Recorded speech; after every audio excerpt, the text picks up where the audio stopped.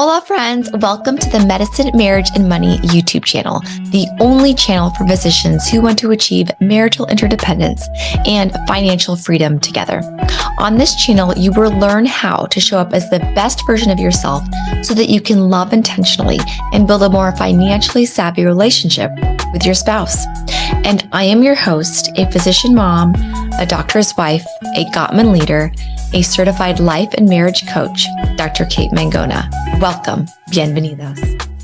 Know that I have value and that my opinions have value and that he respects when I'm strong and have my opinions. And whenever I'm this wishy-washy, which I kind of went through that in my postpartum period, where like you can't make a decision and you just are wondering about your own worth, and you're dead tired and your body has changed and your emotions are all over the place. I definitely went through those periods and he was like, where is my wife? Where is that strong woman that I married? And that brought me back to that, he values whenever I bring my opinions, my strength to this relationship. Yeah. And so that just empowers me to continue to do that. Yeah. So we talk things out and we may not be happy with the outcome, but there's always respect. Yeah.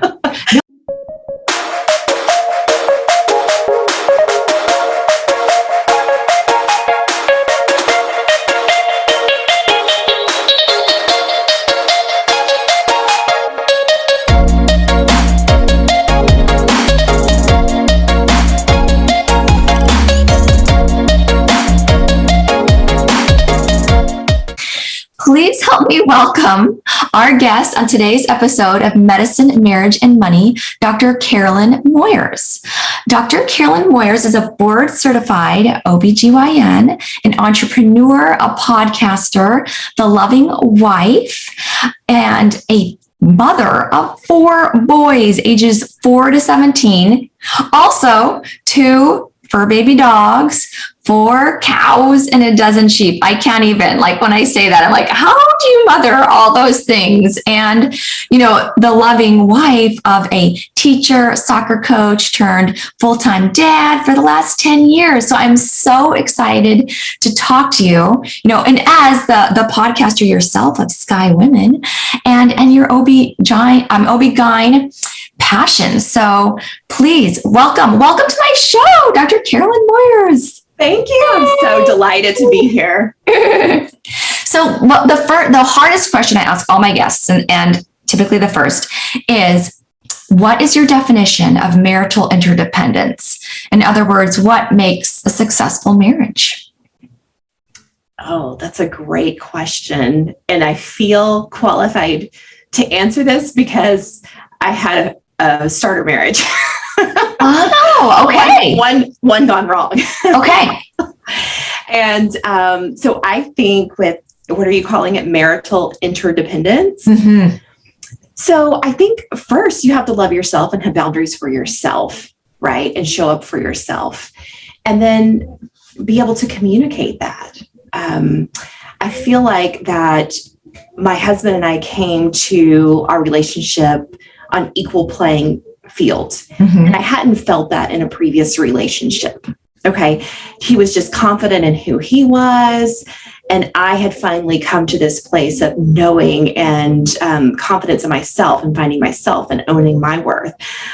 So I'll tell you a quick story. I was actually, after I went through my divorce as my intern year of residency, I traveled abroad. I traveled internationally alone, went to Israel, went to Antigua, just really nurtured myself and became confident being alone. And I was in a shrine praying in Israel and just had my head to the ground and was praying, was really just wanting healing. And, I wanted to, be partnered. I loved my life, but I thought it'd be so fun to share it with somebody. And that inner voice was, you have to love yourself first, know yourself first. Mm-hmm. And so that's what I focused on. And coming to a relationship from that place made it so much easier to love and to be loved. Right. And to honor, that we each have our own interests. We each have our own values, but we also have now this brood of kids that we want to raise in a certain way collectively. And we do not always see eye to eye, but allowing ourselves that space for interdependence and to not take his feelings personally and take them on as, something's wrong with me. If he doesn't agree with me, we're allowed to have these differing opinions. I think that was a huge learning point for me, being raised in the South with a pastor for a father and a stay-at-home mom who you did what he said to a fault, So it was a huge journey for me to get from my starter marriage, which was poor match, to now like really thriving in a marriage. Wow. Okay. And, I find that what you say is so interesting, because when you grow up with, the role models that you grew up with, not to say they weren't amazing parents, but, they're from a different era, different time. So when you saw that, is that what you kind of replicated in your starter marriage? The follow what your husband says? That's right. Like you've been dating for 7 years. It's a natural next step, and I remember before walking down the aisle thinking, well, he has potential. Okay. So I'm marrying somebody hoping that they're going to change. Yes. Yeah. What is wrong with that picture? And guess what? He didn't. And it just fell apart in my intern year with a 2-year-old, and that was 7 years into marriage. So, that was a large part of my young adulthood, spending time in this relationship out of servitude, essentially. I love how that's what you were thinking, because I feel like in a lot of Hollywood movies, I've heard that. Like I've heard women say to each other, even in real life conversations, oh, yeah, he has real potential. What does that mean? Does that mean we're supposed to shape them, and some of the musicals, it's like, don't squeeze the melon until you bring the melon home. Like, you're supposed to nurture and change this guy, which does not work out most of the time. Not most of the time, no. And quite frankly, I didn't need somebody else to mother. You know what I mean? Like, I don't want to mother my partner, and I don't want to nag my partner. And it's really an amazing feeling to be partnered with somebody now who is so independent and, takes care of things without question. And, I was just like, it's easy to get in your own head and you have these own thoughts about what's going on when you're irritated with your partner, right? And then I just have to come back and remind myself, I never have to take out the trash. He does the dishes every night. Even though, I cook, he does the dishes. Yeah. He takes care of the maintenance of the car without fault. Like I never have to even bring that up. There are wonderful things about this partner. Yeah. And the story I'm telling myself right now probably is not helpful. Yeah, no, exactly. I feel the same way here. And vice versa, you're able to take care of a ton of things without having to ask him, oh, should I do it this way? There are some things I'm certain you want to come together and talk to each other about, but okay. So tell me, how did you find and fall in love with your forever husband, your current husband? Yeah. So I dated, but very little after my divorce. I really spent a lot of like personal time on myself because I was really picky. I was not settling. And I was kind of getting the runaround from a guy that I was dating, and I was supposed to fly out and see him, and it just felt off. And I just said, you know what, forget this. I'm going to go to Austin for the weekend. And so I took myself on a trip to Austin and met several friends that I knew from different, just times in life. And one of the ladies who was there said, her name is Erin Legenniger, I'll give her credit. And she said, I've got a guy you need to meet. And I really kind of rolled my eyes like, oh, sure, Erin, I've heard this before, And she was like, no, he's really good looking. He's very kind. Da, da, da, da. So I said, okay, well, I'm coming to Dallas, next month to visit my sister. Sure. And she's like, okay, it'll be great. I'll have a game night or a dinner party or something and make it really low key. And so my sister and I show up to this game night, and we had about maybe 30 minutes for he and I to talk. And it was enough to pique interest. And he was very good looking. And my sister was like, yeah, but he's balding and he's kind of quiet, And this is my baby sister, right? So she's 7 years younger. And, but I came back the following month to a dinner party at her house. And we wound up talking after everybody was gone. It was like 3:00 in the morning, and he was so embarrassed that he was still in the Legenniger's home. at 3 a.m., he left without a hug or a peck on the cheek or anything. He just left when he realized, oh my gosh, how have I been here this long? But we just had the most wonderful conversation about all of the things. And that weekend just turned into one big date. He contacted me the next day, and we went to an event together that night for his school. It was their annual fundraiser. And then we went out dancing afterwards and talked until 2:00 in the morning. We were so exhausted. Went for a run the next morning. I mean, it was just mad. Wow. Like by the end of that weekend, I just said, I went to my cousin's house and I said, mark my words, I'm going to marry this man. Wow. Okay. And I'm curious about because you had a son, right? Yes. Yeah. So where was he? Did he get to meet him? I mean, what's that situation? Yeah. So on that particular weekend, he was with his dad. Or no, Okay. actually, he was with me. No, he was with his dad that weekend. Okay. Okay. Yeah, because I saw Eric too many times that weekend. Okay. Yeah, so he was with his dad that weekend. It was his dad's weekend.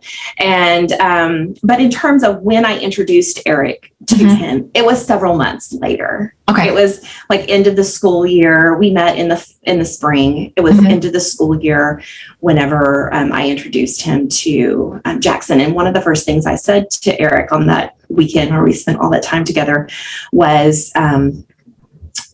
I have a son, and this has been a big sticking point in previous relationships, and they feel like that's extra baggage. They don't want to deal with a son and an ex-husband. And I said, what are your feelings on that? And he said, it's just more to love.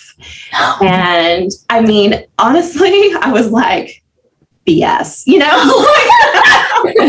I'm not sure that I believed him, but it really proved to be true. I mean, whenever I told my son that mom had a friend who was going to come visit, of course, it's the first man that's ever come to visit, right? So I did not say, this is mommy's boyfriend or anything like that. And by the end of the evening, my oldest whispers in my ear, he says, Mommy, when you marry him, can I come to the wedding? Oh my, that's what Jackson said? Yes. Oh my gosh. Well, yeah. Was he invited? Yes. He was actually a part of the wedding. He stood there. He wanted a ring. And so Eric gave him a ring. Oh, he got his own ring. Like he wasn't the ring bearer, but he got his own ring. Yeah, he was the ring bearer. But before the ceremony, Eric gave him a special gift and a little ring. So cute. Oh my gosh. And so how would you say your love has evolved? Because you've been with him 10 years, right? Correct. So how would you say your love with him has evolved, especially because you had 3 more kids? Yeah. Yeah. And sheep and cows and dogs. Yeah. So yeah, it has evolved. I mean, it's ever evolving, is it not? I mean, I feel like that, we've gone through all of these different ups and downs. And initially beforehand, we read several books together. We had like our own little book club around marriage, and we had a lot of conversations. And I was like, look, I do not need to have more kids to consummate this marriage. I'm perfectly fine when Jackson's not here. We have a wonderful life and we travel. And, all I ever wanted was to be a mother, and I have that. I'm good. And we were married maybe 6 to 12 months, like somewhere in that time frame where I, postpartum mamas come in, and I always hold and snuggle the babies while they're getting dressed. And I just looked at this little boy and I was like, man, I need another one. And I was just shocked as to where that came from, And so, I mean, we were older when we got married, so we kind of got busy. We had 3 more. So you were thinking about that when you had only had 1. I need another. Yeah. And then you're just like, okay. Yeah. So, I mean, we married thinking, I don't know if I want to have kids. That's really, and I'm not saying no, but I'm saying maybe. Yeah. And we were married maybe 6 months before I was like, okay, we're going to do this. And then you're 3 more. We're 3 more. And it has definitely been through ups and downs, letting Jackson go and live with his dad when that's desperately what he wanted. And, I was the one who had a tremendous difficult time with that, and everybody else was happy as a clam. And moving out of the city and living on a farm and figuring out all the nuances of that and figuring out childcare for 3 additional small children. It has been a journey, but I will say that it's been enjoyable, because when you have mutual respect and when you really come at it with just kindness and love, it makes such a huge difference, a huge difference. And I feel like it's such a different environment than I knew growing up. And I mean, I grew up in a stable, loving family, but the dynamic in the relationship was just, there was always this tension there, you know, and we just don't have that. We don't have that. I don't have those yucky, awful feelings and conversations that just you go without saying. You know, we say it all. Okay. in our relationship. And that has been a real learning for me. So do you guys get into arguments then? Arguments or fights? Is it like, do you still do that and do you resolve it differently? Or how is it that, like you say, you don't have those yucky feelings anymore? Because I know you went through your own self, you know, growth journey in between the marriage. Yeah. I think in the past, I would just keep everything to myself. Okay. And I wouldn't say it because I was fearful of the outcome. And I'm no longer fearful of the outcome. One, we have, you know, just mutual respect. Two, I know that I'm worthy regardless of what happens in this relationship. And before it was like, oh, what will he say? And also there was, you know, fear of abuse and things like that. But, you know, just like you didn't want to rock the boat. Well, now I just don't care if I rock the boat because I know that I have value and that my opinions have value and that he respects when I'm strong and have my opinions. And whenever I'm this wishy-washy, which I kind of went through that in my postpartum period, you know, where like you can't make a decision and you just are wondering about your own worth. You know, and you're dead tired and your body has changed and your emotions are all over the place. You know, I definitely went through those periods and he was like, where is my wife? You know, like, where is that strong woman that I married? And so, and that brought me back to that. Oh, like he values whenever I bring my opinions, my strength to this relationship. And so that just empowers me to continue to do that. Yeah. So we talk things out and we may not be happy with the outcome, but there's always respect. No, I mean, what I'm hearing is that, like, even though you're the same, Carolyn, you really kind of transformed your headspace, you know, your like mindset. And so you're able to come to this relationship completely differently, which in turn helped those yucky feelings not be there anymore. Like, it's not just because you married a different person or you're in a different situation, right? It's like your whole aura, your whole presence is different. Right. And that's what I like to remind my clients all the time, you know, like the grass is only greener where you water it. It's not greener if you marry somebody different. Like, you got to work on your issues now. And it sounds like you really took the time to do that. Yeah, I feel like, you know, the saying is that wherever you go, there you are. And, you know, you take that to each relationship, right? And you think, you know, like the partner was the problem every time. Yes. Right? But a lot of times it is how we show up. Now, I think that I was ill-matched in my first relationship for sure. And there was a lot of mental illness there and a lot of abuse.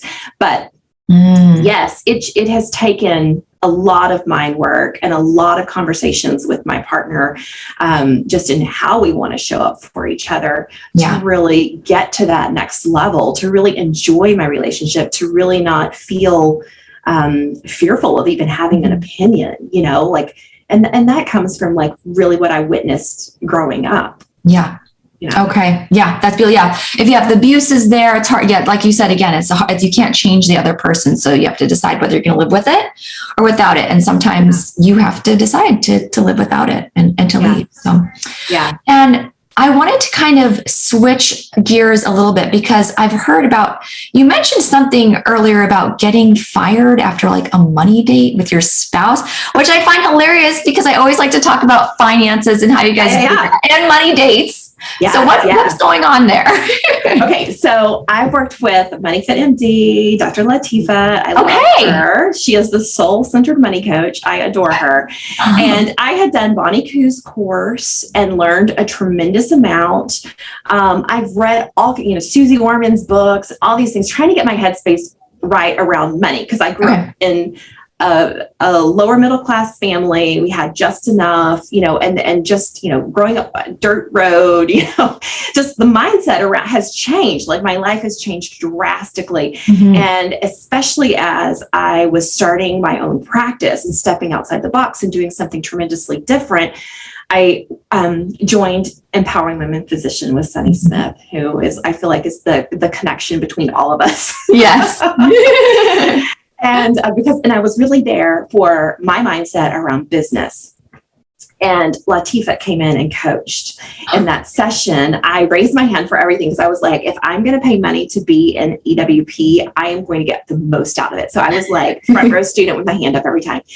And so with Latifah, one of the questions I said is like, this is the hurdle I have to get over in my life. And I know that like this hurdle is kind of between like that next level. Mm-hmm. And what is going to be different about working with you? Because I've done, X, Y, Z. And it was just something like her and Sunny like really called me out in that moment. And I felt like I showed up to class naked, Wow. And so I got on a discovery call with her, and I was, in tears by the end, and was like, yes, I'm doing this, because it was so much more my relationship with self and my relationship with my spouse, because I never wanted to be dependent on a man for money. Yes. So I did create this isolating environment around money. Mm-hmm. And, so discussing that was just awkward, and it was like his money and my money. And yet I'm starting out on this entrepreneurial journey where I no longer have this stable income coming in. And so there was a lot of mind work around that. So working with Latifah was very revealing on so many levels. And she had asked me to have a money date with my spouse. And I kept putting it off because I didn't want to have those uncomfortable conversations.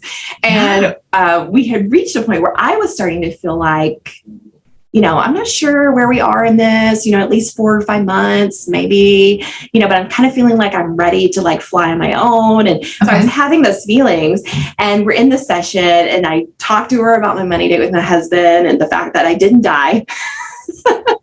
Even though I might have felt extremely uncomfortable, I didn't die. And she was like, and our work here is done. Wow. So but what about you getting fired? What is that about?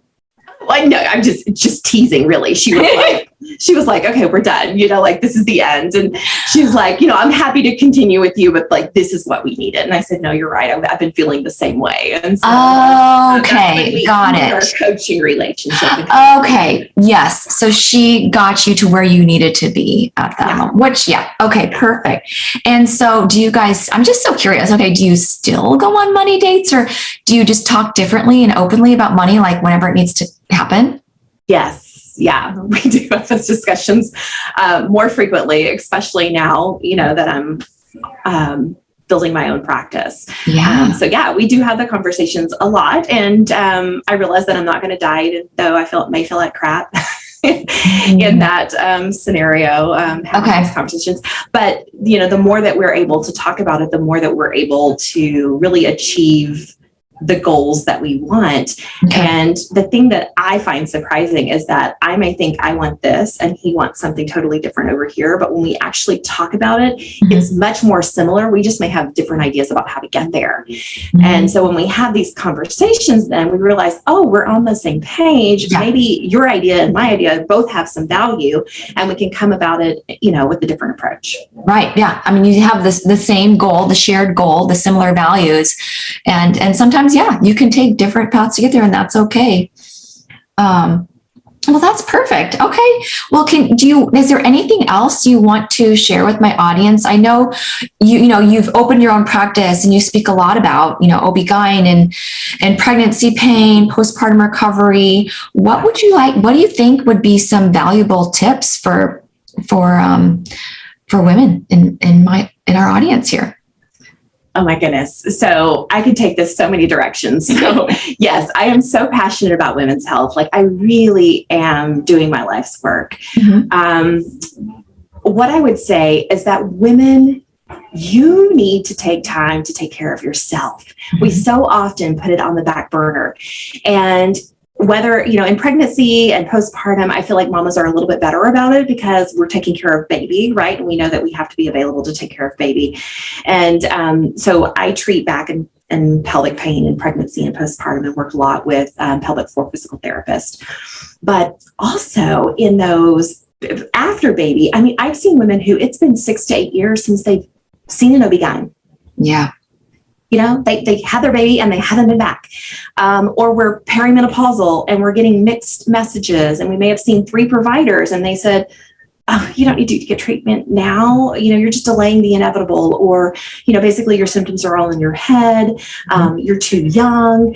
And they come to see me and I really listen to them and we come up with a plan and we get a diagnosis, So I think that I want women to, 1, value their health because it is our greatest commodity. Mm-hmm. And 2, I want them to advocate for themselves when it comes to their health care. And if they're not getting the answers or they're feeling dismissed, like that's what I do different. Yeah. That's what I think is so important. So know that you can advocate for yourself. You can always get a second opinion. Okay. And do you ever have patients come to you and talk about like intimacy, right? Like when yes. intimate, or what if I don't have the time or energy, or, yes. How much do you counsel women on that? And what do you say? Okay, I love that you're bringing this up because sexual wellness is one of my new big interests, because I went to the International Society for the Study of Women's Sexual Health this year and met a lot of fabulous women and started incorporating that more into my practice. And I actually have a podcast episode with Gyno Girl on how we treat a low sexual desire in women.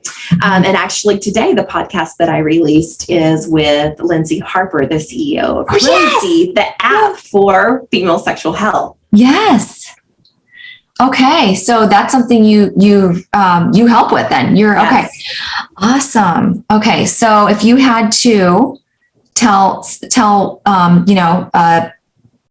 postpartum mama, maybe, I don't even know, like a couple months out, 3 months out, and she just doesn't have the energy, and her husband's wanting to have sex, right? What is the one piece of advice?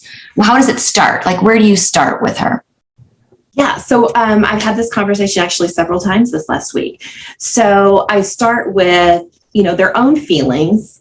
How much sleep are they getting? Are they having vaginal dryness if they're exclusively breastfeeding? What are their barriers or roadblocks in that thought process, right? Okay. And that they're not broken, and that they're certainly not alone in these feelings, because this is, across the board, this is very, very common. That transition in life from, sexy wife, dating couple to now mothering all the children, is a harder one, and there's actually groups who are working on this. I'm forgetting the name of the website, but there's actually a new website that they're building specifically for sex around new parents, or new parents in that transition in life. And so I kind of start that conversation about, what's going on with their body, with their emotions, and what would they like the outcome to be. Okay. And then we can go from there. So one of my favorite things for postpartum mamas, 1, they need to get sleep. But 2, vaginal estrogen. Vaginal estrogen is phenomenal for postpartum mamas, for the perineal region to heal, because while it may structurally look normal, you may still have some deep tissue tenderness and discomfort, and maybe even some pelvic floor hypertonicity. So there's definitely things to address there. And pelvic floor physical therapy, I recommend for all postpartum mamas. Do you really? Okay. That's what I was wondering. Why don't we all leave the hospital postpartum with a tube of vaginal estrogen and an appointment with your Yeah. Why don't we? Are you changing that, Dr. Moore? I mean, that's what's going on in my world. I mean, I'm definitely pushing that. Oh, well, I am so happy to hear that, because amongst my friends and some of my family members who've had real issues, and even myself, I didn't even know that was the thing, until maybe the third, I don't even remember now, the third child. And I was like, oh, that's why that was happening, the first and second child. People don't know unless their they know what questions to ask, or unless their OB-GYN tells them. Right. And I will say, I'm an OB-GYN and I'm a mom of 4. And nobody ever offered me vaginal estrogen. And so we get really poor training overall in OB-GYN residency when it comes to sexual wellness. And quite frankly, I think when it comes to menopause. And so that's why this last year or two, I have really pushed myself and got NAM certified. That's North American Menopause Society. They have a certification for menopause providers because it just pushes you to learn that next level of data around menopause and how do we properly treat that and how do we treat perimenopause. And then in pregnancy and postpartum and that sexual wellness piece, like we don't get anything on sexual wellness, just forget about it. And so this has been just phenomenal, just learning all the data around sexual wellness and the studies that are going on now. And I actually just learned about a new website that is a great resource for women who are wanting some evidence-based information around, whether it's pain or whatever. I mean, of course, Rosie is a fabulous app. So you could always use that as ROSY. But this one is called prosala.com. It's PROSAYLA.com. And it's full of good information and articles by a lot of the leading experts in sexual wellness. Okay, awesome. Well, and if people want to come see you, right, in your office or listen to you, how do they find you? Yeah, so I am at Sky Women's Health in Fort Worth, Texas, and you can look us up on our website at Sky Women's Health and easily request an appointment. And my podcast is Sky Women and releases every Wednesday, and we're on all major platforms. Yay! Well, thank you so much. And we're going to have to get together because you're just like 45 minutes away. So that's right. Let's plan our lunch date or our dinner date or wherever. Thank you so much, Dr. Moyers, for coming on. Yay! It's been a pleasure. Thank you so much for the invitation.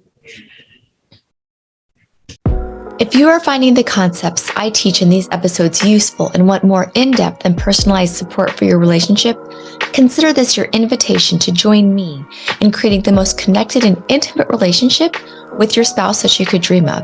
Go to www.medicinemarriageandmoney.com right now and download my 18-page medical marriage survival guide and workbook at no cost to you.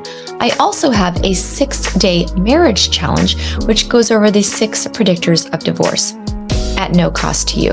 These have been known to decrease fighting, rumination, and grudges between you and your loved one. If you want to take it a step farther, really enhance the joy and connection in the most intimate relationship in your life, sign up for my 8-week Making Marriage Work program today at medicinemarriageandmoney.com. Thanks for leaving us a stellar review, subscribing, and sharing with your friends on social media. You have the power to improve someone else's life and marriage simply by sharing this episode. Much love to you and your spouse. You're exactly where you need to be in this moment. Adios, my friends. The content of this episode is not intended to be a substitute for professional, medical, or financial advice. The opinions provided on this episode are those of myself or the invited guest alone. They do not represent the opinions of any particular institution. Always seek the advice of your physician or financial advisor with any questions you may have of a medical condition or financial plan. This is for your entertainment only.